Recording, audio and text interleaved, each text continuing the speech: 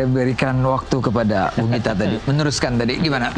Itu kan kita lagi set kamera, terus mereka mau latihan technical.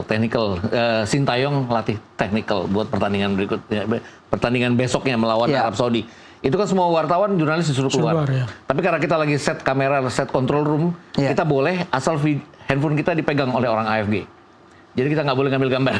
Oke. Itu berkali-kali, sampai 5-6 kali situasi pada saat gol keduanya Marcelino Ferdinand itu dilakukan. Oh, by design. Ya, by design. Jadi Calvin Verdong dari kiri ngambil corner digagalkan, terus Calvin Verdong ngambil dari kanan. Karena menurut analisis videonya timnya Sintayong adalah sisi kiri dari Arab Saudi yang lemah. Itu yang dieksploitir oleh kita. Nah, balik-balik lagi. Patrick Kluivert harus melakukan yang sama. Ambil semua video Arab Saudi kalau dapat, gimana? Pasti ada kelemahan dari sebuah tim gitu loh.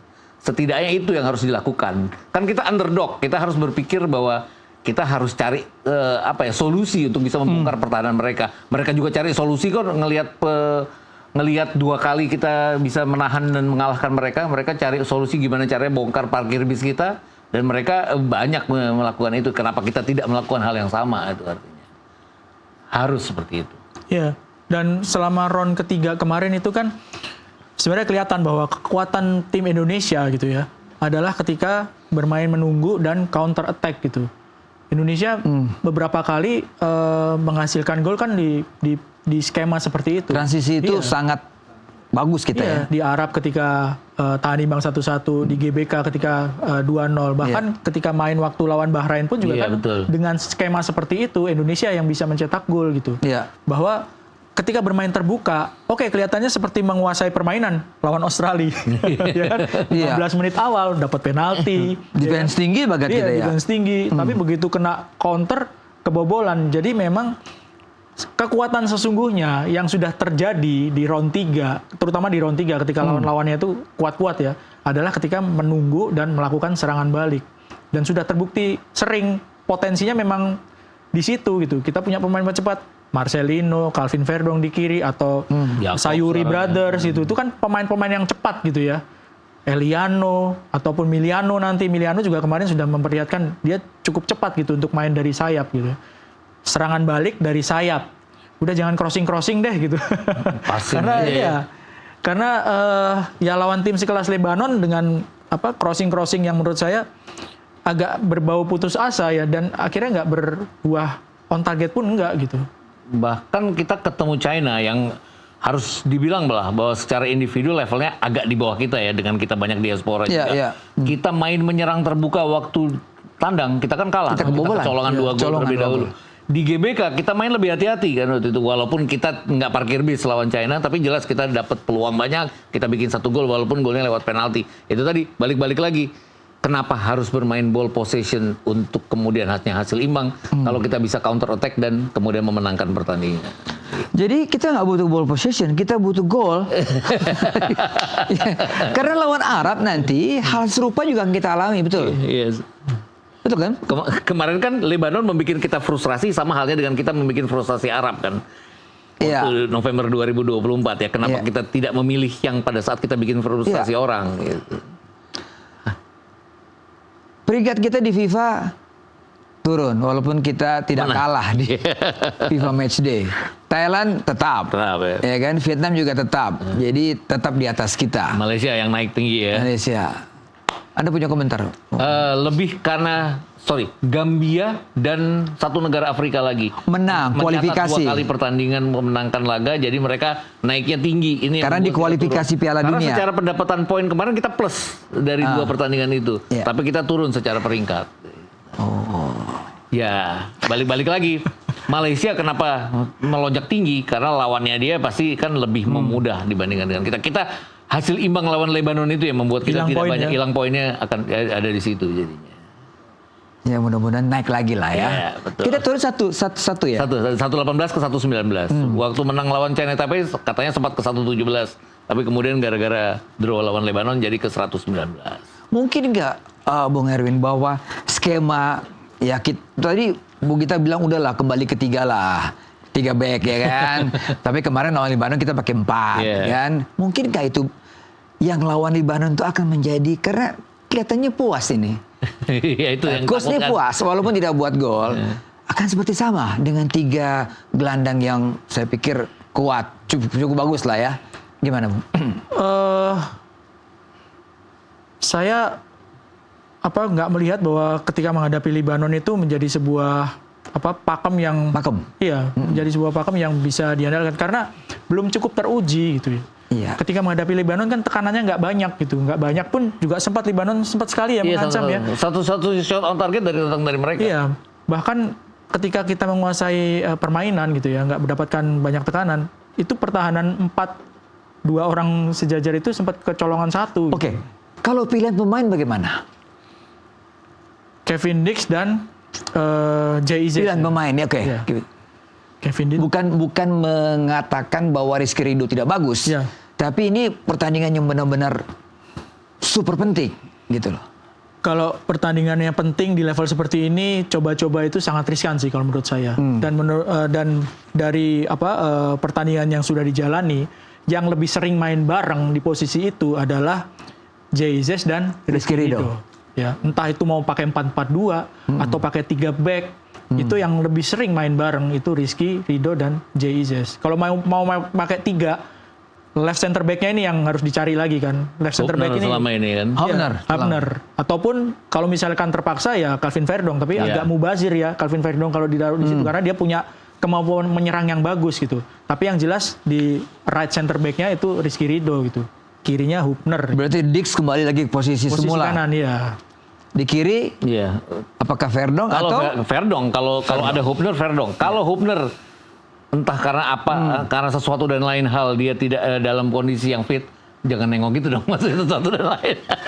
Hubner penting Mas, Iya, harus emang ada penting. tukang keproknya Iya, di betul, belakang. emang betul. Sebenarnya yang paling oke itu adalah gabungan antara Ridho, Izes dan Hubner. Kenapa? waktu lawan Arab Saudi Hubner main kan di 2 pertandingan itu? Iya. Yang pertama nggak main Nggak karena main. Verdong yang Verdong posisi main. itu ya. Ketika di Jakarta dia bermain. main. Iya. Dan dia bermain full. Iya, iya. Iya. Itu yang paling penting adalah ketenangan dari Ridho, kepemimpinan dari Jay, dan gaprak-gapraknya datang dari Hubner. Itu yang paling oke sebenarnya. Itu yang pilihan ketiga itu kalau kita mau aman. Kevin Dix di kanan jadinya.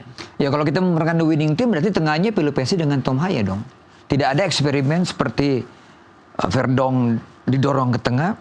Eksperimen juga nggak salah karena dikhawatirkan kondisi fisik dari Tom Iya. Hai Iya. itu ya.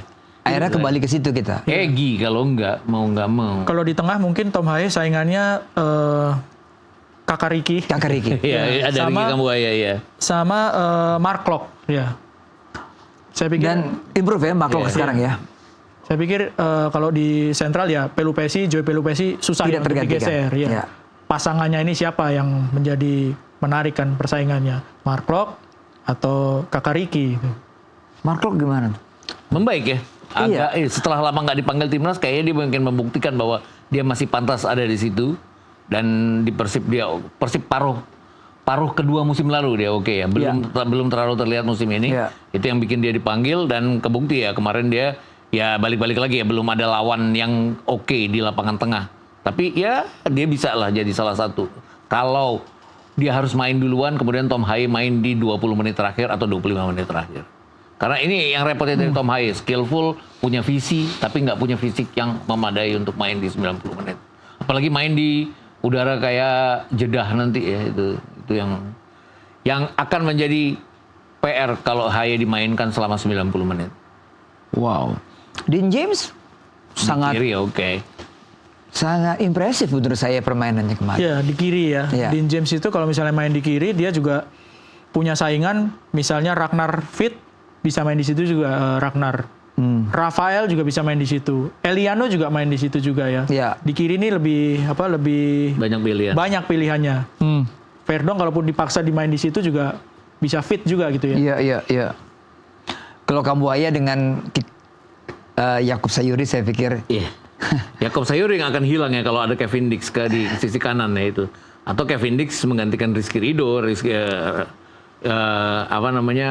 Yakob Sayuri yang akan main di posisi bek kanan. Itu tadi. Yang pilihan-pilihannya sebenarnya banyak ya, tapi apakah fungsinya akan bermain seperti yang penting bagi kita kan adalah menciptakan peluang bikin XG lah kalau istilah di statistik sepak bola. Expected goal ya. Expected goal, Ya. kemudian bikin shot on target, baru nanti bagaimana penyelesaian. Karena kalau nggak ada shot on target ya sama aja ya. Kemarin tuh bahkan end passing kita nggak jelas ya kemana, hilang-hilang gitu aja jadinya waktu lawan Lebanon. Kalau lawan China Taipei, ya itu seperti diberikan ruang, waktu. Ya. Waktu bikin kopi juga dikasih sama China Taipei kemarin itu. Miliano pertandingan kesan Anda gimana? Miliano main 2 kali dan dia membuktikan bahwa potensial. Yes. Umurnya kan masih 21 tuh. Iya. Jadi kalau dari sebelum pertandingan itu saya sempat lihat YouTube-nya Mauro sama Miliano itu lebih banyak rekamannya Miliano. Betul. Dan lebih banyak Miliano cetak gol. Dari posisi cut inside dia pakai kaki kiri untuk pressing atau tendangan keras. Itu yang nggak keluar kemarin di pertandingan uji coba. Tapi potensial iya. Cuma kalau untuk pemain usia 21 tahun main di timnas senior, Ya. ntar dulu saingannya banyak di situ di posisi sayap kanan ada Egy, ada Eliano juga bisa main di situ. Ya, lalu bisa 2 posisi Iya, ya. Yakob juga bisa didorong ke situ gitu. Karena untuk pemain usia 21 20 beda 2 tahun aja ke atas itu pengaruhnya cukup besar. Kecuali kalau itu pemain spesial banget. Macam Messi waktu usia belasan karena dia spesial banget, ya main di level senior dia bisa ngimbangin atau bahkan lebih bagus. Menghadapi 2 center back Arab yang berpengalaman, yang taktis, yang juga agak sedikit licik gitu kan. Kita butuh pemain-pemain juga pengalaman Iya seperti betul. itu. Dan, tapi sebenarnya kalau ngeliat Emiliano ya, kita punya kesempatan karena kalau seperti halnya waktu di GBK, entah Arab Saudi kan udah nggak kayak di GBK lagi. Sisi kiri mereka kan yang dieksploitir waktu itu. Iya. Ada Miliano yang bisa di situ. Dan persoalannya kan Miliano ini di klub kenapa dia sering jadi cadangan adalah karena Rodriguez di situ punya kemampuan yang sama tapi sering bikin gol. Miliano itu peluang bikin golnya yang nggak terlalu banyak. Jadi hal-hal kayak gini yang ya itu tadi yang dibilang Erwin. 21 tahun masih belum punya pengalaman. Dia di press sama pemain Lebanon aja dia seperti bingung mau naruh bola tuh di mana gitu. Oke. Wah, udah 1 jam nih kita bicara ya. Bung Erwin, Bung Gita, emang kalau bicara sama 2 pengamat ya yang tahu persis ya enak tuh. 2 jam pun bisa gitu Iya, ya. banyak golnya Tapi ya. oke lah. Apapun yang persiapan non teknis dan teknis, kita bertiga sepakat bahwa kita support tim nasional. Ya, harus. Ya. Iya kan, kita dukung, ya doakan juga supaya apa yang target yang kita inginkan lolos Tercapai. di putaran keempat Yap. ini. Terima kasih Bung Gita, terima kasih Terima kasih. Bung Sama-sama, Erwin. Boy. Terima kasih untuk perhatian Anda semua. Kita akan kembali lagi minggu depan di Sportcast Nusantara TV.